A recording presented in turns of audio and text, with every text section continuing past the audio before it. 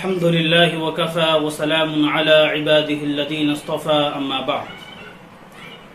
محترم ناظرین، السلام علیکم ورحمۃ اللہ وبرکاتہ. کل سورۃ اللہب کی آدھی تفسیر آپ حضرات کی خدمت میں آ چکی تھی. اخیر کی 2 آیتیں رہ گئی ہیں، آج اس کو بیان کیا جائے گا. اعوذ باللہ من الشیطان الرجیم، بسم اللہ الرحمن الرحیم. وَامْرَأَتُهُ حَمَّالَةَ الْحَطَبِ فِي جِيدِهَا حَبْلٌ مِّن مَّسَدٍ، اور اس کی بیوی بھی بدبخت لکڑیاں ڈھونے والی، اپنی گردن میں مونج کی رسی لیے ہوئے. کل بات آئی تھی کہ ابو لہب، جس کا نام عبد العزہ تھا، رسول اللہ صلی اللہ علیہ وسلم کا سخت ترین مخالف اور دشمن اسلام تھا. جس طرح رسول اللہ علیہ وسلم سے ابو لہب کو سخت دشمنی تھی، ٹھیک اسی طرح اس کی بیوی بھی اس بدبخت کے کام میں اس کا بھرپور ساتھ دیتی تھی، اور خود رسول اللہ صلی اللہ علیہ وسلم سے سخت بغض رکھتی تھی، اور جو تکلیف بن سکتی تھی وہ تکلیف سے آپ کو گزارنے کی کوشش کرتی تھی. یہ اس بدبخت کا بیان اللہ رب العالمین نے یہاں پر بیان فرمایا ہے. قرآن کریم کی اس آیت نے بتایا کہ بدبخت اپنے شوہر کے ساتھ جرم میں شریک تھی، ساتھ ہی ساتھ اس کا حال یہ بتایا حمالۃ الحطب، وہ حمالۃ الحطب ہے، جس کے معنی، اصل معنی جو آتے ہیں، سوختہ لکڑیاں اٹھانے والی، سوکھی لکڑیاں اٹھانے والی، حمالۃ الحطب کا معنی ہوتا ہے. عرب کے محاورے میں جو شخص چغلی کیا کرتا تھا اس کو حمال الحطب کہا جاتا تھا، کیونکہ جس طرح سوکھی لکڑیاں آگ لگانے کا سامان فراہم کرتی ہیں، اسی طرح غیبت کرنے والا ایک دوسرے کے درمیان نفرت پیدا کرنے کا کام، ایک دوسرے کے درمیان آگ لگانے کا کام کرتا ہے. اس لیے وہاں حمالۃ الحطب اس کو محاورے کے طور پر کہا گیا ہے. اور یہ ابو لہب کی بیوی، اس کا نام روایت میں عروہ بنت حرب آتا ہے. یہ بہت زیادہ خوبصورت تھی، اس لیے اس کو ام جمیل کہا جاتا تھا. تو یہ بھی رسول اللہ صلی اللہ علیہ وسلم کی اور آپ کے صحابہ کی چغلی کہا کرتی تھی. لوگوں کے درمیان طرح طرح کی باتیں کرتی تھی ایذا رسانی پہنچانے کے لیے لوگوں کے درمیان. تو اس لیے اس کو حمالۃ الحطب یہاں پر کہا جاتا ہے. دیکھیے یہاں پر رکے ہم ایک بات کریں. چغلی کرنا یہ بہت ہی بڑا گناہ ہے. حدیث پاک میں اس کے متعلق بہت سخت ترین الفاظ آئے ہیں. لا يدخل الجنت نمام کہا گیا کہ چغلی کھانے والا جنت میں نہیں جا سکتا. اس طرح کی اور بھی وعیدیں حدیث پاک میں بیان کی گئی ہیں. اب یہاں پر ایک سوال یہ ہوتا ہے کہ غیبت اور چغلی دونوں ایک ہی ہیں، دونوں میں کچھ فرق ہے؟ دونوں میں دیکھیے تھوڑا سا فرق ہے. غیبت کہتے ہیں ذکر اخاک بما یکرہ، کسی کے پیٹھ کے پیچھے اس کی برائی کرنا. اگر اس کے سامنے وہ برائی کی جائے تو اس کو برا محسوس ہو، ناپسندیدہ محسوس ہو، اس کو غیبت کہتے ہیں. اگر وہ برائی اس کے اندر ہے بھی یا ہے بھی، اس کو بیان کرنا یہ بھی غیبت ہے. اگر وہ عیب، وہ برائی جو بیان کی جا رہی ہے مذکورہ شخص میں نہیں ہے تو پھر یہ تو بہتان ہو جائے گا، یہ بلیم ہو جائے گا، جو کہ ون آف دا بگیسٹ سن، یہ بہت بڑا گناہ ہے.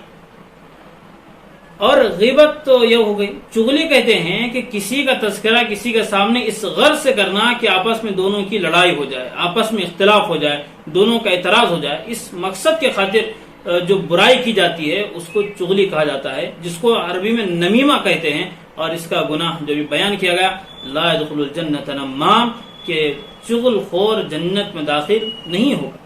تو غیبت اور چغلی دونوں کے مختصر سے فرق کے ساتھ اس کا معنی ہے. تو دونوں سے بچنے کی تاکید آئی، اور دونوں کے کرنے پر وعیدیں بھی اس میں حدیث میں موجود ہیں.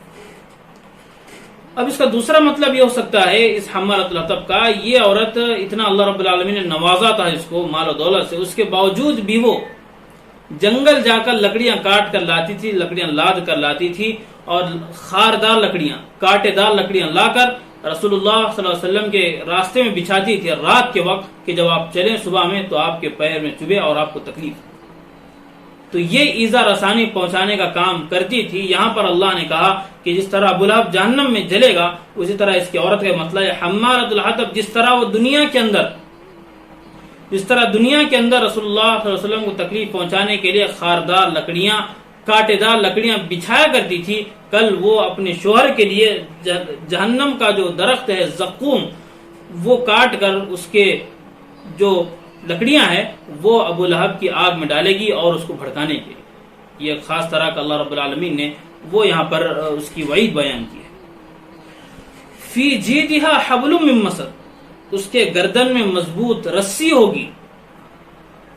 یہ تذکرہ ہے قیامت کا کہ دنیا کے اندر جو اس طرح کی اظہار ثانی کرتی تھی، کل قیامت کے دن یعنی اس کے گلے میں مضبوط رسی، جہنم کے سلاسل، مضبوط رسی اس کے گلے میں ہوگی، کہ جہنم کے طوق اور زنجیروں کو یہاں مضبوطی کے ساتھ تعبیر کیا گیا ہے کہ یہ تو آخرت کی باری ہے، لیکن دنیا میں بھی اس کی موت اس طرح ہوگی کہ جو لکڑیاں لاد کر جنگل سے لاتی تھی اس کا پٹا جو اس کی رسی اپنے گلے میں ڈال لیتی تھی، گلے میں ڈال کر لاتی تھی، ایک دن ہوا یہ کہ اسی رسی میں دب کر مر گئی۔ وہ جب اٹھنے کی کوشش کری تو دم گھوٹ کر مر گئی، یعنی اتنی بھیانک موت کہ خود کی رسی جو اس نے گلے میں ڈالا تھا وہی رسی اس کی موت کا سبب بنی۔